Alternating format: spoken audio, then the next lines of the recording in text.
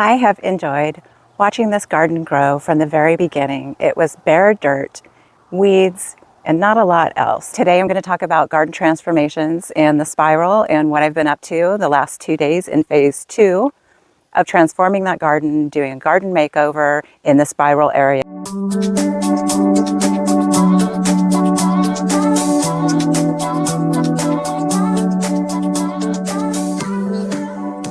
Welcome to Garden Discovery. Welcome back to you regular viewers. So I know in the last video in the spiral, I talked about, I went shopping and I talked about how I didn't want lava rock and I didn't want black. Well, guess what?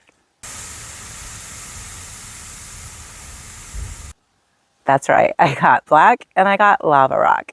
It's crushed lava rock, but I think it's going to look great. That's going to be phase 3 in finishing up the spiral makeover in the garden. And I hope you enjoy the whole process with me. It's been a lot of fun. Now, day 1, I'd already gone in, prepped areas where I wanted plants to go in. I staged the plants. I knew where those plants were going to go, roughly. And so those, I'd already put in some topsoil, but I wanted to add some more. So in day 1, I got in there, added more topsoil to the area. That's day 1. Day 1 was digging in. It was getting in there, digging in the soil, putting in some topsoil, getting it all ready for the plants to go in the next work day. And oh yeah, did I mention we finally got rain? Yes, we did. California is overjoyed. We got 1 day of good rain last week, and this morning we got more, and the plants are loving it. Makes such a difference to have that natural rainfall. Yay! And I knew roughly where each plant was going to go, so it was just a matter of moving those in to sit on the spiral for the meantime and digging in there, getting the soil put in and topsoil mixed in so it has some really good healthy soil to start.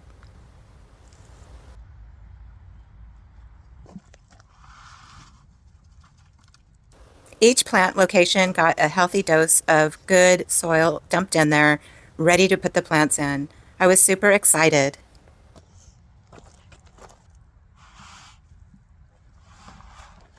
Day 2 was putting in the behemoth over here. That's right. I put that sucker in the ground all by myself, and I'm going to give you some tips on planting cactus that I found were really valuable to me, and I'll pass those along to you, and we'll see everything, how everything looks after day 2 of the whole spiral area, the transformation so far, and in the next video, final reveal on the whole spiral project. It's going to be a lot of fun. I love this kind of stuff.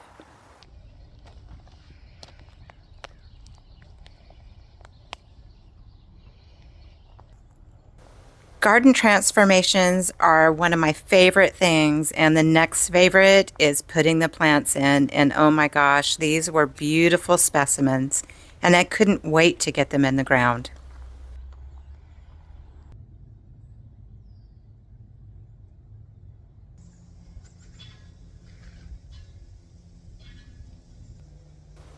I found over the years when planting cactus or agaves that are really sharp, a second pot is really the way to go.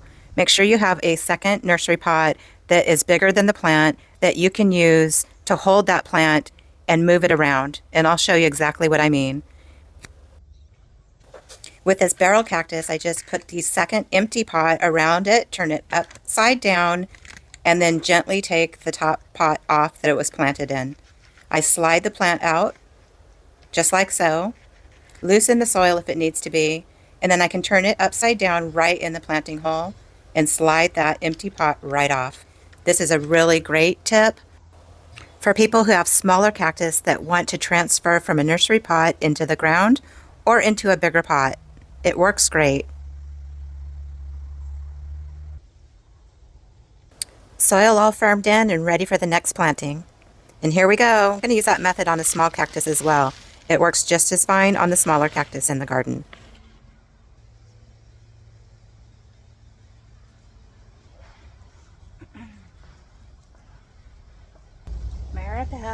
Maribel at Iron Pony Nursery gifted me that precious little agave, and I decided to name it Little Maribel.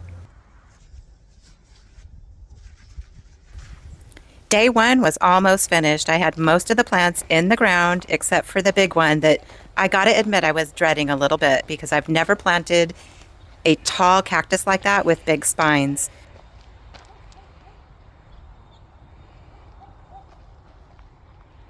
This was a taller cactus than any other that I'd ever repotted or put in the ground. So yeah, it was going to be a challenge, but I was ready for it. Or was I? Hmm.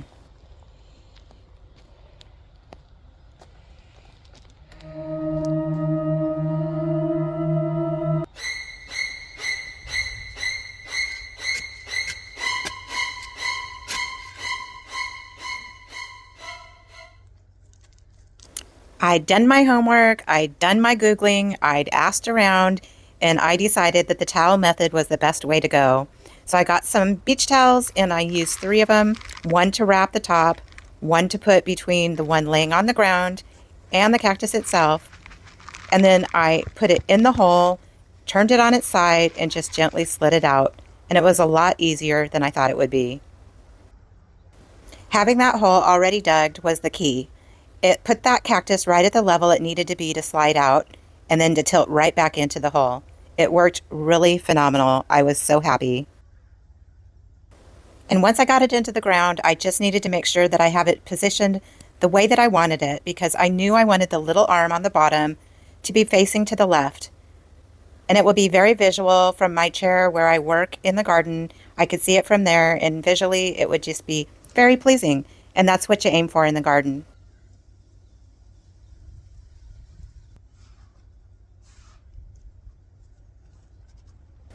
And with the cactus planted in, I just added some topsoil around the top, and I made sure to go in and firm that in by stepping down around where that soil needed to go into the cracks and just letting it adjust down. And I think with this last rain, it's going to do a good job of getting that soil between the cracks and the hole where I planted it. So all in all, it was a big success, and I'm really pleased with the outcome. And, it was a lot easier than I thought it would be. And it was very welcome to the new garden. I'm really happy with the way everything's turned out so far. And I've just got phase 3 to go. I'm looking forward to that, and I hope you are too. It's been fun. I've added a playlist, Garden Makeover, of the Spiral Garden, if anybody wants to get caught up in this series. It's been a lot of work, but it's been fun.